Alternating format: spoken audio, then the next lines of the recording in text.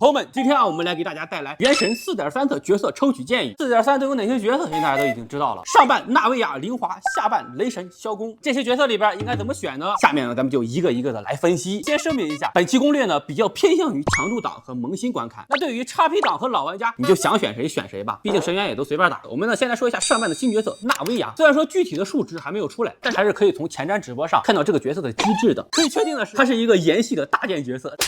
主要呢是依靠战技输出，也就是拿着这个伞往前面当的一炮，并且在释放战技之后，可以给自己的武器增加几秒钟的炎元素附魔。纳维亚呢，它有一个特殊的机制，也就是它可以靠捡元素结晶来给自己积攒弹片，弹片越多，战技的伤害就越高。另外呢，大招也可以给自己积攒弹片，且大招啊，哪怕纳维亚在后台依然也是不会消失的。所以我觉得纳维亚它是既可以战场，又可以在后台积攒弹片，等这个弹片满了之后就出来崩他一炮就下场的速切角色。当然具体的话呢，我们还是要等角色出来之后再做一个详细的评测。然后呢，我们再来说一下灵华。现在呢，很多人都在说宇宙这个体系的比较容易被针对，很多怪压根儿都动不住。但是我觉得也不是不能玩。那如果说你是一个纯强度党的话，低配灵华确实不是一个很好的选择。但是我个人还是比较倾向于每个元素的主 C 都练一个，这样呢，不管深渊碰见什么样的环境都可以灵活转变。如果你没有兵系主 C， 还是可以考虑一下灵华的。灵华作为一个老角色，现在已经有了一个比较成熟的配对了，身鹤万心。那如果说这些角色你都没有，也是比较容易找到下位替代的。没有身鹤，你可以用罗莎莉亚或者是猫猫；没有万叶，你就用砂糖；没有星海的话，你可以用芭芭拉。目前灵华的主流配对就这些，但如果说上述这些角色你都没有的话，那你真的就要考虑一下要不要抽灵华了。然后呢，就是下半的雷神跟萧公。我们呢现在说一下雷神，那么雷神到底值不值得抽呢？个人感觉，如果说你没有雷神，补个灵命的雷神还是可以的。但是你说我就是要玩龙九王的，那除非是你后几个版本不打算抽卡了，你可以这么干。但是我是不太建议的，毕竟这个阵容最少需要一个2命的雷神，加上一个满命的9条，成本实在太高。有的人就说，灵命雷神现在输出也多少有点跟不上了呀，你为什么还要建议抽灵命雷神呢？我觉得你可以换一种思路嘛，不要把雷神当成一个 C 去看。雷神的优点其实是后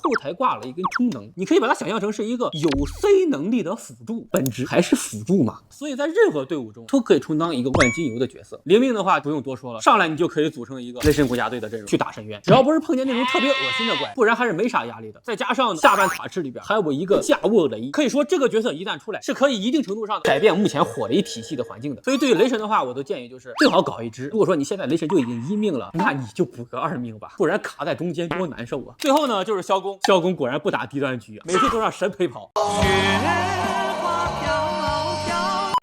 那么对于萧公的话，咱们的建议也很简单了，非XP党的话不太建议了，毕竟一个金的成本也是蛮高的。萧公呢，它作为火飞，其实也是有优点的，比如说不用看前后左右了，反正自动锁敌，在对空和有多动症怪上，像什么雷音权限跑过来跑过去的，萧公的话无所谓啊，反正点。但是不好用的地方呢也挺多的啊，就比如默认绑盾，毕竟萧公那个身板还是挺脆的，不绑一个盾的话，很容易被拍飞的。还有就是圣遗物方面，大部分的萧公呢基本上都带追忆，大招基本上就是个摆设了，或者刷余响，这样的话可以用大招了，但是能用余响本里边的这些圣遗物的角色也不多。然后呢，就是萧公作为一个火系角色，可替代性也很强。拿个最简单的4星角色，巴金特香菱也可以破盾，还可以后台挂火。所以啊，非XP党个人是比较倾向于跳过的。但下半的武器池还是相当不错的，又是剃刀又是飞雷，有需要的朋友还真可以抽一下。OK， 以上呢就是我们有关于原神4.3的抽取建议了。因为纳维亚还不是很确定，所以我目前的排名是雷神大于等于纳维亚，大于灵华，大于萧公。最后呢，再给大家说几句心里话，我个人呢还是比较倾向于XP抽卡的。虽然说我们这期的攻略偏强度项，对于很多萌新来讲，刚开始如果说有几个强力角色，也确实会大大的改善自己的游戏体验。但强度这个东西够用就行。如果说你只看强度的话，后面永远会有更厉害的角色出现，那什么时候才是个头呢？所以呢，还是那句话，玩游戏就是为了开心嘛。碰见自己特别喜欢的角色，抽就完了。OK， 本期的视频就到这里了。最后就祝每一位点赞关注的朋友都能一发入魂，10连双黄，小保底不歪，都能抽到自己喜欢的角色。